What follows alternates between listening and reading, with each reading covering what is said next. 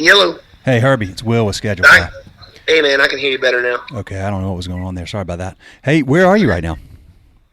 I'm at Cobra at Cobra Cabana. Okay. You mentioned, so you've been doing some deliveries. I've been following you on Instagram, man. You're hustling. Yeah, man, we're making it happen. Going as hard as we can.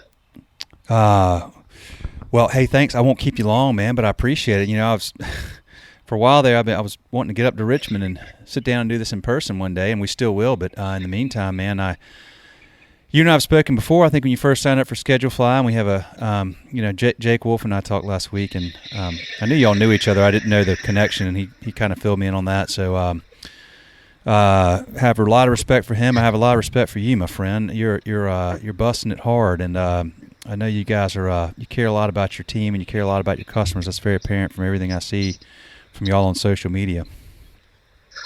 Yeah, it's nuts. You know, like every day we're thinking like, oh, you know, like at first when this all happened, we thought I didn't know what was going to happen. Are we going into the interview right now? Or? Yeah, man. I just go ahead and start recording right when we okay. When we start talking. Yeah, I was going to say let me get into the office here real quick. I can't hear shit outside.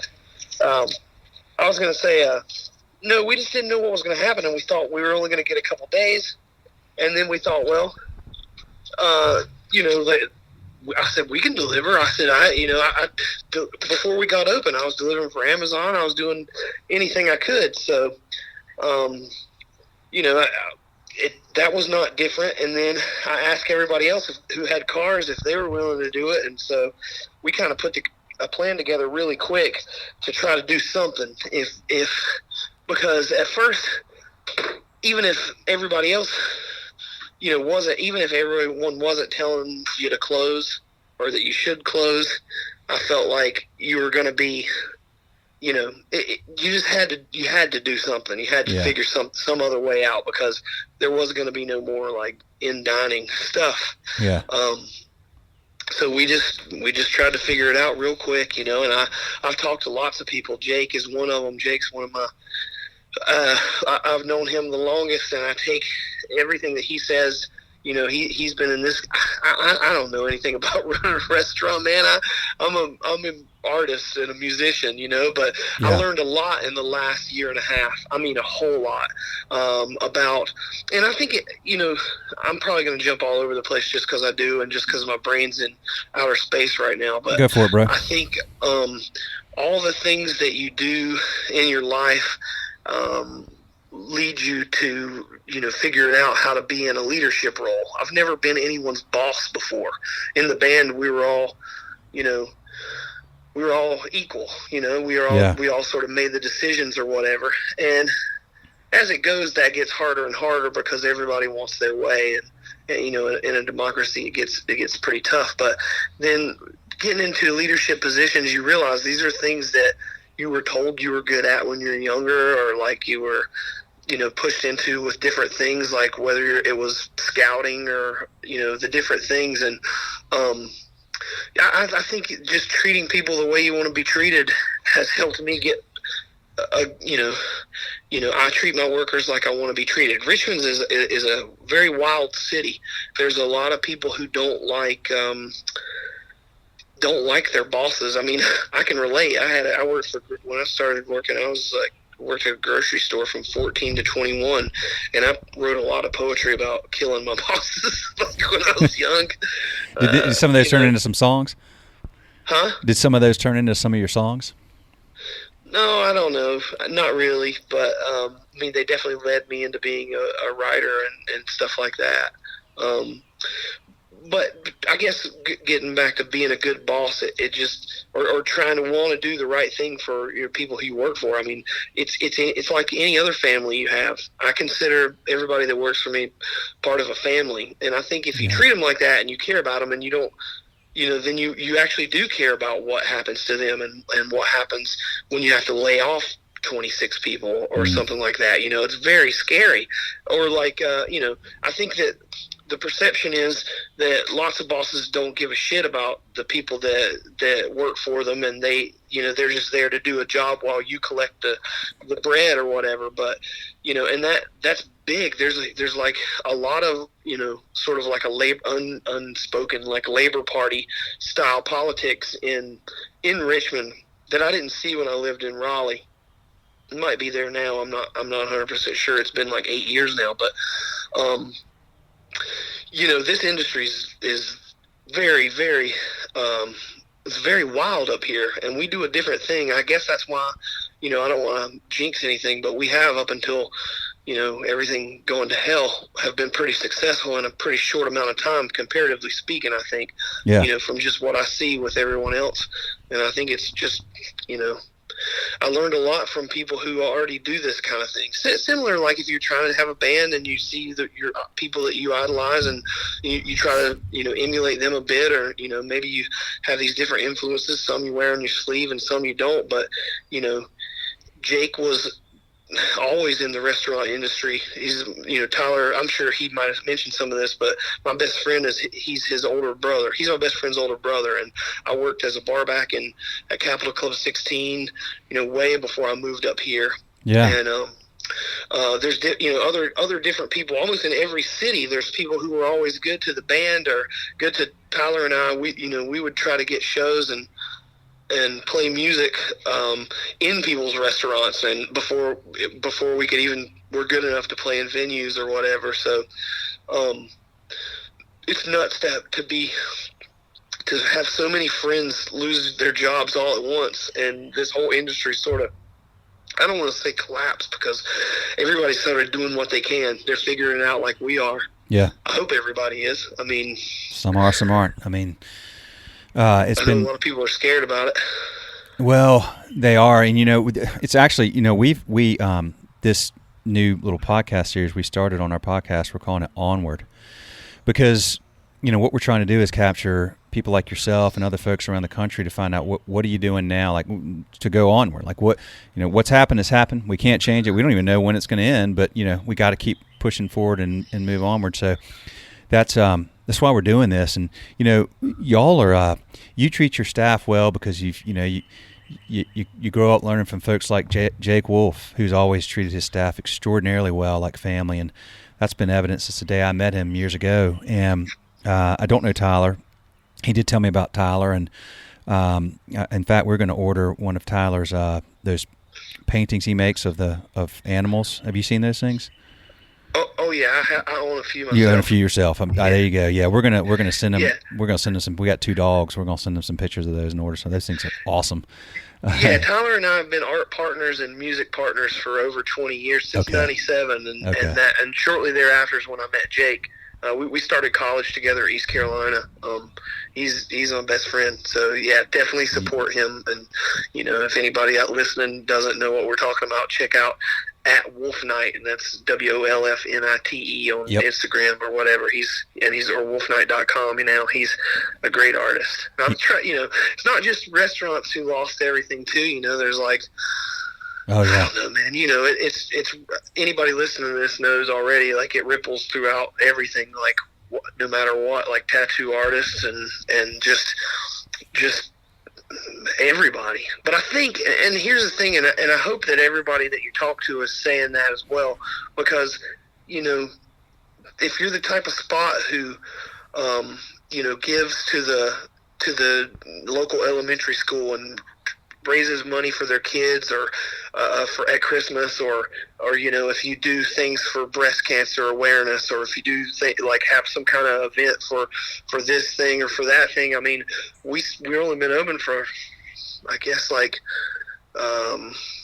16 or 17 months now, but it seems like every other month we were trying to do something. And if you give to the community, like, people give back to you. So yes, far, people have been, and I know, like, who knows, maybe people's money will run out, like, at some point. But right now, people are supporting us, and people are ordering stuff to go and curbside, and we sort of like are taking more precautions as we go, because you think, oh, it's getting worse, and it's getting worse. And we started out having people come on in and doing a pickup order like like a normal takeout style. But I think we've moved on to doing just curbside and delivery now, and taking precautions, wearing gloves, obviously doing all the cleaning things you can, and trying to, I don't even know a soul who has any of those like 95 masks. I think all those should probably go to the hospitals or whatever. But there's when I mow grass, I wear these weird masks because of my allergies. That I know what you're talking about. Yeah, it's called like SA Fishing. You can look them up, and they have these washable like masks that you can wear as a do-rag or a and I ordered like 5 of those, and I'm suggesting they got a good deal, 5 for $15 right now. If anybody wants to check them out, it's at least something to have over your face when you're out and about. Oh, for sure, no doubt about it, man.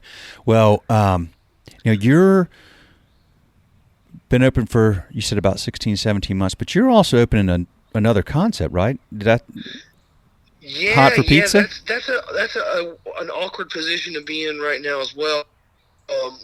We're opening a pizza spot, and we're all the way through everything except for we have a few more little things to finish in the kitchen, just like hooking some things up, and then basically we just need our health inspection. I mean, I've got all the way through the ABC part. Wow. I've got the CO. I've got all the hard parts are finished. I literally just need a health inspection, and I'm hoping that once I get these last few little details done, when I call them, that somebody at the city will still be able to do it, because if they will give me a health inspection, and obviously if we meet the requirements, then we'll be able to do some takeout and delivery, pickup or deliver. I mean, like curbside and deliver pizzas. Because I sort of started the third business. We were always going to do it because I don't know what other people say, but I'm not very happy with Grubhub or the other kinds of solutions. Mm-hmm.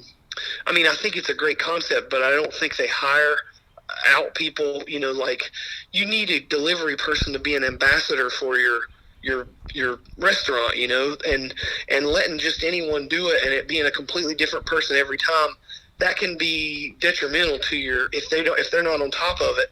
And there's really no reprimanding those people. I tried just for a very short time between driving a taxi and driving for Amazon. I tried Uber Eats just because I have sort of a delivery vehicle. I don't have like a car to do Uber or Lyft or whatever. So I was trying to deliver, and it's a lot of. I know it's changed now. I'm sure it's completely different now, but there was not a lot of quality control, and that to me is, I want to do outstanding in every service that we provide for people. So sure. I started a third business called Mr. Nice Guy Richmond, as sort of like, as a joke name, but as a serious business. Like, I want to do delivery for both of my businesses and then offer it at a fraction of the price that Grubhub or Uber Eats or some of those would to my peer businesses around here, like maybe in Suboka or Guar Bar or some of our friends' restaurants around the surrounding neighborhoods here in Richmond. Love that, man. Absolutely love it. I've seen that too. That's fantastic. You save all the costs. You're going to deliver a great brand experience for anybody you deliver for, you and your team, whoever you have on your team, because it's important to you. And then let me ask you about that. Now, when you do that, have you had to go and adjust your insurance policy? Do you have to go and change that in case a driver gets in an accident or something like that? Well, we will. I mean, it's all like, it's sort of like outlaw style right now. I just you got to do what you got to do. Decided to do it. Yeah. I mean, everybody who works for me now already works for me at Cobra, and they're just, obviously I'll be doing people who work, it'll have to be a third legit business. It'll have to be turned into a business. But right now, I own it, so it's really just delivering for only one business right now. So it's just delivery. It's just like everybody's doing right now. Yeah. However, whenever I do it, we'll have to figure out what the best way to pay the drivers will be. And, owning a pizza restaurant, I've already got the insurance for the pizza restaurant, but yeah, it's a lot different doing delivery drivers. That's a whole different concept that I'm not, there's a lot of different stuff going into that. So yeah, you'll have to, there's a couple, I don't know, it's a whole different wormhole to go down, but it's like everything else. You just kind of got to follow directions. You got a very strong. All this stuff is hard, but it's, every city's different, every place is different, but a lot of it is just following the directions and getting through the red tape. And once you get through it, then you sort of figure out your system. And I think it's 100% doable to offer people in this city, and therefore if anybody else wants to do it in their city, an alternative to the current like trendy places that take 30% off the top of all your deliveries, which is, doesn't sound like a lot, but it's a lot. It's a lot in your business, that's for darn sure. You got thin margins, man. That's no joke. Thin margins, and you're talking 30% off of every single one of those. If I think about what I'm making right now, which is significantly less what we did before, say the 16th or whenever this all happened, those, like if I was losing 30% on all of these, it would be bad. So the fact that we get to keep that and, and pay our normal bartenders, they're getting tipped out. Bartenders transformed into delivery drivers, and so it's sort of worked out. I mean, I think there is no other way to do it right now. I know a lot of people are doing it. Some are doing it and having success, and some are, I kind of got to stay on top of it. I feel like I'm riding the line between overposting or whatever, but everyone seems to say, nah, just keep going, man. You got to get what you can get while you can get it. And that was sort of what my old man used to tell me all the time. Yeah, well, I think that's a really great approach, man. It's what you're doing, what you got to do. You've got a very strong entrepreneurial spirit, clearly, Herbie. I mean, that's very apparent just from listening to you talk about this and the way you are create. As you said, you're an artist, so you've got a really creative mindset, and you're deploying that into unique and creative businesses. I mean, even your the way you brand everything. You've got this, hot for pizza. I'm assuming that comes from hot for teacher, and you got. I mean, you just get everything's. You're mixing your love of music and artistic creativity and your clearly genuine care for the people around you into, building really neat businesses, man. It's very inspiring to speak with you, and I know anybody that listens to you would feel the same. Well, I appreciate it, man. I appreciate it so much. Oh, for sure, man. I'm not going to keep you real long. I really enjoyed rapping with you. I have to ask you this, though. This will be I don't know, maybe a plug for you as a musician, not that you need it, but you've got this band. I know Valiant Thor and Tyler's in that. You've been doing this a long time, and I've seen you on Instagram. I knew what you look like and all that stuff, but dude, my family, I've got 3 kids. I'm married and I have 3 kids, and we go up to Greensboro to Avett Brothers on New Year's Eve this year, and because it's like one band that everybody in our family all likes. And we go to this show, and it was the most amazing show like ever. I mean, this just killed it. It was phenomenal. Our whole family loved it. We're like, during the concert, we're like, man, we're going to do this. Is like our new Year's tradition. Right now, we're setting it now. We're going to start going every New Year's wherever these guys are playing. And then it's like right before the midnight hour, and this dude comes walking out, looks like Father Time with a gray long hair and a gray beard and a gray robe. And I'm like, who is that? And what is it all like? I've never been to one of their New Year's shows. I don't know what's going on here. And then the guy walks up on stage, and I'm sitting there. I look at my wife. I was like, man, I swear, that looks like one of my customers, Herbie. He's up in Richmond, but couldn't be him. I mean, how could that be him? But I know he's in a band. It sure looks like him, but nah. And I couldn't help myself. And finally, at like 1:30 in the morning, or whatever it was, I text you. I was like, dude, was that you? And you're like, yep. And then I realized that I guess you know those guys, and you've been doing that for a while with them or something on New Year's. But I got to ask the story, man, because it was so fascinating to me. I think about it like all the time. Yeah. So that's a whole other part of East Carolina, I'll make a really long story short. Yeah. Scott Avett and Tyler and I all started at East Carolina at the same time in the art department, and we all 3 got in painting, and we all went all three of us got our BFAs in painting and had the same professors, and then I stayed on and got my master's degree in painting from there. But yeah, we all three of us went to undergrad together and had a lot of adventures, and we both had bands that turned into what our bands are now. The Avett brothers were, like, Scott and Seth had a band from Concord, North Carolina called Nemo, and me and Tyler had a band called Lo-Fi Conspiracy, and they turned into, I'm 41, on my 20th birthday, they played their third show as the Nemo Backdoor Project. And I have this on VHS too. Oh my God. And then they shortly thereafter changed their name to the Avett Brothers. And then we changed our name to Valiant Thor. And then there were some students who had a band called, they were younger than us. They were called Art Lord and the Self Portraits, and they ended up changing their name to Future Islands. And all three of us got signed, and we were all from different sort of styles of music. And actually, I'll even say there's even a fourth one that they were called the Capulets, and they changed their name to Love Language. They also got signed to Merge Records. So that time at that art building. In the art building at East Carolina University School of Art was a insane time for, like, bands that were really doing it. I mean, like, so many bands came through Backdoor Skate Park where we all started and were playing. And as far as my thing with them, I started singing with them, I don't know how many years ago.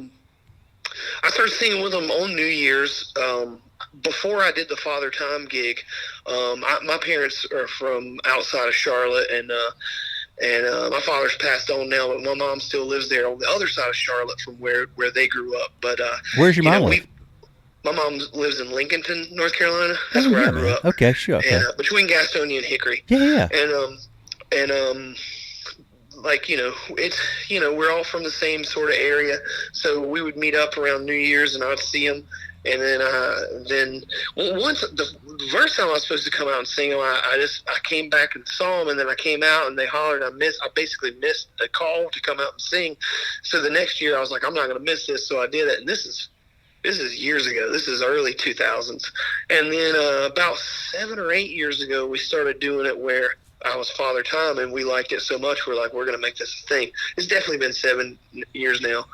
And, you can listen to it on the first year we did it was in Raleigh, and it's basically hawked back and forth between Raleigh and Greensboro and Charlotte at the local stadiums there. And we did a big one where Valiant Thor and Future Islands and Avett Brothers all played at East Carolina at the basketball arena because we were all in college when Hurricane Floyd came through, and it devastated everything for a couple weeks. And so when this hurricane happened last year, or maybe it was the year before last, I think it was year before last, we all, right at the end of the year, we all played together and sold it out and gave all the money to victims of the hurricane. So, it's nuts. It's really, truly how, each one of us had different, we've all toured around the world. Yeah. But all in different, genres. So people didn't even know we were friends, and it always pops up, and people are like, "Whoa, did I see you sing with him?" Because every once in a while, we play together at, like, Bonnaroo, okay. and then every once in a while they'll pop up, and it'll just be me around, and so I'll sing a couple songs with them, and it just blows people's mind. Like, how do you even know them? And we've been friends for over 20 years, so. Man, it's pretty neat. I consider, like, sort of like both, not Valiant Thor, but Future Islands and Avett Brothers got so big so fast with their own. I think both of those two bands played on the last week of David Letterman, and I think Avett Brothers played on the next to last David Letterman show with Obama on the episode. And there's something I always remember, like, that Scott said years ago when we were, we toured extensively in Europe, and they got to big on, like, playing these college gigs. They would play colleges, and they got bigger and bigger, and their fans grew in a whole completely different way than ours did. But it was really nuts. They were playing one time at the Grand Ole Opry, and the guy was like, "Don't wait till like everybody's always wondering when they're going to make it, but he's like, you're doing it now. And I always thought, yeah, man, we're doing it now. And that's something we've always thought, like my and Tyler's motto has always been efforts realized. Like, you put all this hard work into something and you look out afterwards when everybody's partying and everybody's clapping and like we did this, we put this together, we can do this again, we can even make it bigger than this. So that's sort of what we think of, and we just keep on looking to the next one. As a matter of fact, all three of us were texting each other this morning, me and Tyler and Scott. It doesn't happen often, but whenever we think about something, like I think Tyler sent us a meme with Van Gogh trying to put on a mask, and he's saying fuck because one of his ears was cut off. And then the other one will send like a new art book that he got. But man, besides the music, at its core, we're all a bunch of painters, Yeah, and you're all good people and you're friends, man. I can tell that. I mean, it's very clear from the stuff I see from the Avett brothers videos and stuff on Instagram, and I know about Tyler a lot through Jake, and so good group of dudes, man. Glad it's this is a time when you need your buds more than ever, right? Yeah, I'm telling you, man. Well, God, they played the second to the last night of Letterman. Was Foo Fighters on the last night? Is that on his final night? I'm sorry? Are you talking to me? Yeah, I was just wondering. Like they played. I was trying to remember Letterman's last few week or whatever. That did the Foo Fighters play his very last night? I think you might be right. I'm not even 100% sure. I was on tour at the time. I just was cheering them on from afar that they played, and it was such a wild. Just to be, because my thing was we never got a chance to be on. We had a chance one time to be on Jimmy Kimmel, and I ended up having to give my old man a kidney, and the show kind of got canceled, and they're like, we'll reschedule it, it'll be fine. And it just never got rescheduled. So that's one of those things, like one of those little missed opportunities. But whatever, life does what it does. Do you get back down this way? I say this way. I'm in Charlotte, so when I know Concord and Lincoln real well. Well, we were supposed to. I come every holiday. I wouldn't. My mom wouldn't let me get away with it if I didn't. But we're supposed to be on tour right now. We're supposed to be on a Valiant Thor was going back on tour. Like, we stopped touring at the end of 2017 because everybody has babies except for me and Pete. But a lot of us have children now, and it's harder to be all together when we live all apart. And we sort of got hosed. We sort of got hosed on a tour, but we were going on a big tour, and that got canceled because of everything. And actually, we have a tour right now, like lots of big gigs in July in Europe. But I'm pretty sure it hasn't got canceled yet, but I'm pretty sure it's going to. Yeah. I mean, it's just, I can't imagine everything coming back together till then, but who knows? Do you know the guy that Drew Holcomb, the guy that opened for them that night? Do you know him? No. He was on the night of the New Year's. Yeah, Drew Holcomb and the Neighbors, I think, is his band. We've been listening to him. We never heard of him. Asheville band. He's out of Tennessee. Tennessee, that's right, Tennessee. Mm-hmm. And a little bit, is it religious? Was it religious? No, he's just no, it's not religious. It's just kind of. I'm trying to. Who would I equate Drew Holcomb to? I don't know. Check him out, Drew Holcomb and the Neighbors. He's really good. Seems like a really good guy. He did he and his wife play together, and they just did a concert in their kitchen the other night. Or he's been covering on Instagram, like every Sunday night he covers a different song, and it's kind of cool. Seems like a good dude. I will definitely check it out. I just, it's one of those things where those nights are pretty crazy.